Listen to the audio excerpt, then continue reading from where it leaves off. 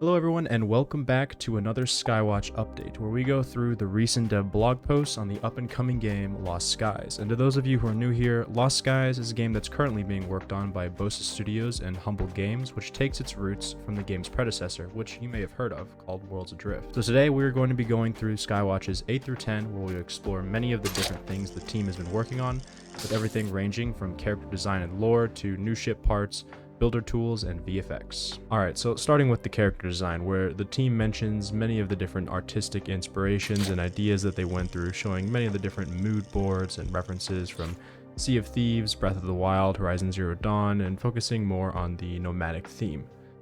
They mentioned that the character format of Lost Skies will have a full player customization, but also that they aim to try and merge a more tribal style of clothing with the strong sci-fi elements, such as metal plates and gadgets. They began here by exploring different placeholder references to work on the extent of what physics work needed to be done to account for the many different types of clothing and styles they later want to implement, which encompasses a wide variety of different designs. We were then showed the original character render that they made, which was never meant to be an example of a finished polished model, but allowed them to test proportions and materials and shaders and build. They also bring up the issue of the Unity cloth physics, as they really wanted to get a visually clean movement for the hair flow and the physics of the clothing movement on the player, explaining that Unity doesn't work great for meshes with larger internal volumes like hair and is more useful for flat objects. Secondly, the execution time of the simulation is not controllable, so if it doesn't line up with their update, you get a visible pop. But using something called Boeing Kit keeps the mass in check, but would stretch the first node in the chained hair. The custom solution handily fixed all of their issues here, and additionally is more resource friendly than Unity Cloth. They then provide a highly detailed list of the many different pros and cons of their design methods for character physics, explaining the different challenges and these different directions that they could have gone with their modeling and character flow, with the biggest overall takeaways from the feedback being to move away from the spidery long limbs the characters had in Worlds Adrift to allow for better animations that look more realistic and detailed. They then move on to face design. As we saw in Worlds Adrift, eyes were much larger in proportion and they also had no pupils, so they put much time and effort into working out clear plans for how they want their characters' general facial features and structures to look like and feel more lifelike. They focused on a lot more of the detail to the lips and the nose and tried to have the models retain some sharpness whilst also smoothing them out. Their next task was to meld together their two design elements and try to conceptualize a proper theme for their ragged tribal clothing and high-tech accessories. This is to explore how the player may look at the beginning of the game, whereas you emerge from your sleep, the clothes you would wear would be worn from the passage of time. They explained that this phase lacked much cohesion, but had some interesting ideas and concepts they could take forward. They found that besides the helms and grappling hook, it was quite difficult to introduce sci-fi elements to the design, while also avoiding the generic glowy bits, as they wanted the tech to look like something not of this world, i.e. it didn't run on circuits and wires like our technology today does, but something much more advanced. One cool thing I liked that they went more in depth for this update was the details of the lore, as they decided the first area of the game that players would explore was likely to be in the remains of Saber. Luke Williams, the lead designer of Lost Skies, goes on to explain how Saber had unique practices in their utopianism, and how all the citizens associate themselves as gods, and how in their culture, a great deal of importance is placed on physical perfection. Interestingly, they also explain that the Saborians have a contradictory attitude towards individuality, as you're expected to excel in all aspects, but you are also a representative of a greater culture. Also that the godhood that they strive toward is one that annihilates the individual, instead ascending into a collective consciousness, which gives a unique set of themes to use in retrospect to the clothing's design focus. It's also explained that the Saborians on a wider scale weren't allowed much individual clothing options to kill that sense of individuality, but that high-ranking officials were allowed to wear their own clothing, opting for more godly and extravagant masks and outfits in an attempt to make themselves appear more godly than others and feel superior. This strong need for superiority in their society also carried over into their belief that they were above all other races, and as such, they had many outcasts within their own society. Of the many outcasts of Saber, many were made up of the elderly who refused to die and ascend to godhood, or those who simply didn't agree with their own culture. and as they lived in the literal outskirts of society, their clothes would serve as early gear for players as they make their way into the ruined cities.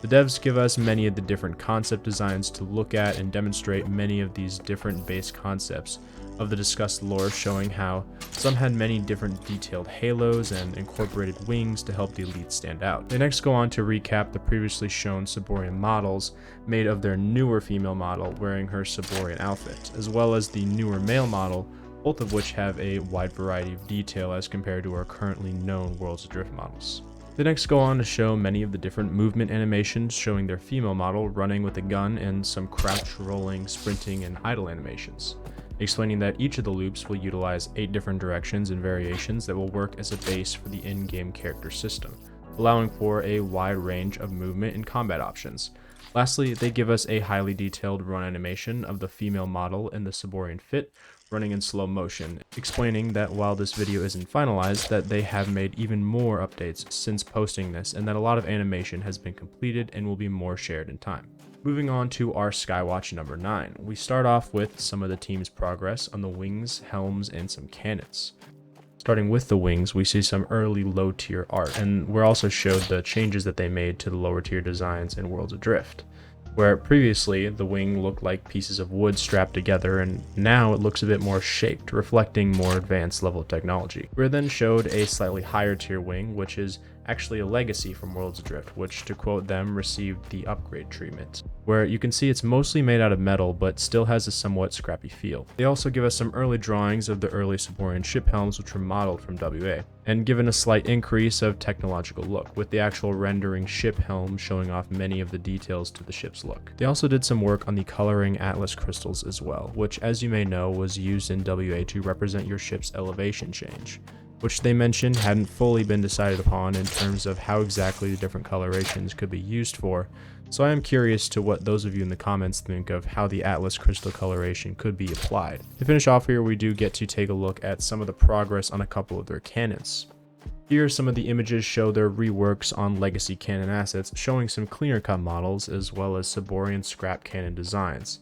and much more damaged and overgrown grassy assets, showing the heavy deterioration of time. They also give us a comparison of the old WA cannon assets, i.e. the cannon body, barrel, and mounting platform, to the updated models for Lost Skies, which have a much higher degree of details. They finish off here by giving us some of the fully reworked models with some of the earlier shader VFX work as well, where we see some beautiful gray boxes and even more awesome looking color models with different technologically advanced looks. Again, they mentioned many of these are still in development, so do not expect this to be the final product, but nonetheless, I have to acknowledge the high level of detail and changes that they have made already when simply comparing to what we had in World Adrift. Finally, we move on to Skywatch 10, which covers our hand tools. Now, as a reminder, they explain how in Worlds Adrift we had one single multi-tool to harvest all the resources you needed, and that in Lost Skies, each tool will have its own unique identity and visual effects.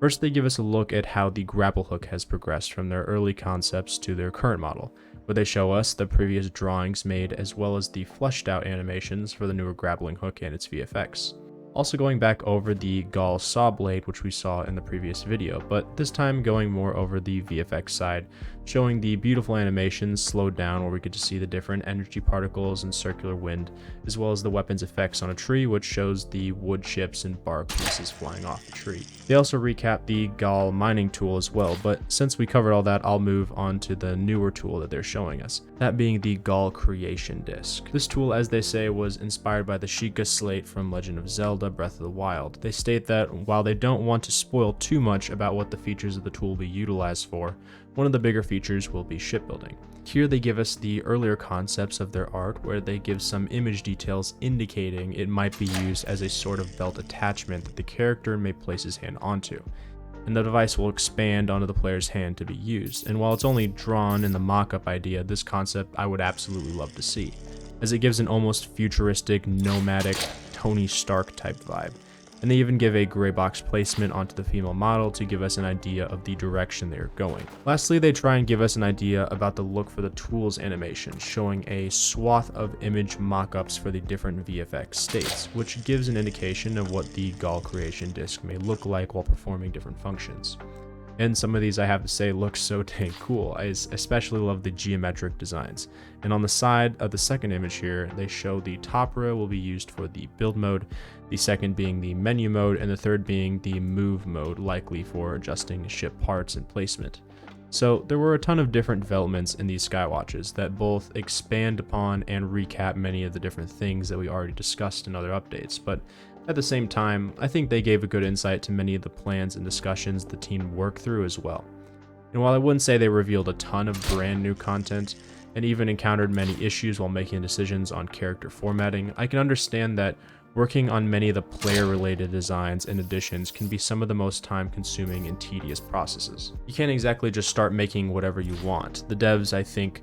throughout this entire process had to consider every tiny change that they made to the base structure of the character-related content, as they want to ensure that it follows suit with their own game's lore, as well as make sure that the concept ideas of that lore is able to follow suit with the game physics as well. Because in a lot of ways, the player's overall direct experience of the game should look and feel good at a base level, and consequently, you can have awesome new enemies and game additions, but if the characters look and feel off, or the animation and the game interaction for the player doesn't feel right, it can often be more detrimental to the development than anything else, especially since it's a constant in your entire experience of the game. But regardless, I hope you have enjoyed these updates thus far, and be sure to tell me what you think of the new Gall creation tool. I'd really love to know if you like the direction that they're planning to take it, but either way, thank you so much for watching, and have a beautiful rest of your day. Peace.